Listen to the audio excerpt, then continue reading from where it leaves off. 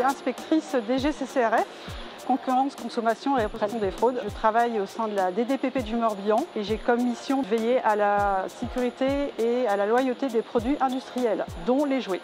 Donc là aujourd'hui, on est ici pour contrôler des jouets, vérifier certains critères de conception qui ne soient pas dangereux pour les enfants. Donc là, il y a à peu près 4 linéaires de jouets. Donc on voit bien la fin d'année, du coup, les rayons se remplissent de jouets.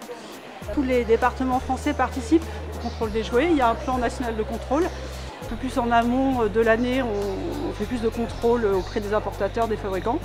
Et en fin d'année, c'est vrai que vu que les jouets se retrouvent un peu plus massivement dans les rayons, sur les marchés de Noël, du coup, voilà, on fait un peu plus de contrôle au stade de la distribution.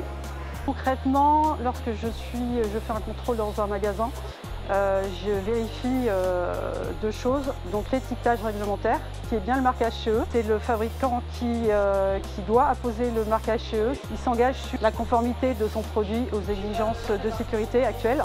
On vérifie également la présence des avertissements de sécurité qui sont obligatoires, qui dépendent des jouets. Le plus important concerne l'avertissement de restrictif d'âge, 0-3 ans, qui signifie qu'en fait le jouet est dangereux pour les enfants de moins de 3 ans. Donc, par rapport à ce jouet, qui est clairement destiné à un enfant de plus de 3 ans, on retrouve le logo de restriction d'âge, 0-3 ans. Donc là, il y a un compartiment à pile. Donc là, on voit bien il y a une vis et que le compartiment est bien solide et fixé. Et on va en profiter pour évaluer la puissance sonore. Ça reste modéré. Donc là, le jouet est conforme. Il y a le marquage CE, tout est OK. Donc là, il faut savoir que les peluches doivent être conformes dès la naissance.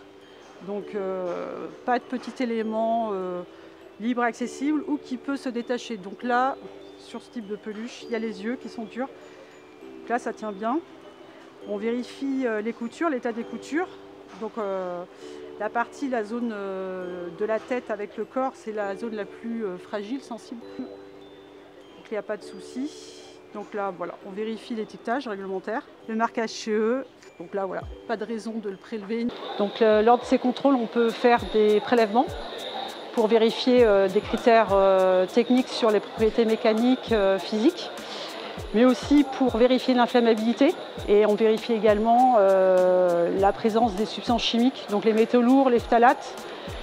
Si je peux donner des conseils à l'achat pour les consommateurs, c'est d'acheter des jouets en fait, dans des magasins connus ou sur des sites internet connus qui sont basés de préférence en France. Les sites internet chinois ou qui sont situés dans les pays tiers, il n'y a aucune garantie de la conformité des jouets selon les règles européennes. Vérifier le marquage CE, donc là ça sera en magasin. Tirer un peu sur les objets durs. Faut faire attention aux jouets d'occasion, aux jouets qui sont anciens, qui pourraient ne pas être conformes au fait, aux exigences actuelles de sécurité. Bien vérifier les avertissements de sécurité qui préconisent un âge. Durant toute l'année, et particulièrement pendant la période des fêtes, la DDPP est mobilisée pour veiller à la sécurité des jouets. Donc passez de bonnes fêtes.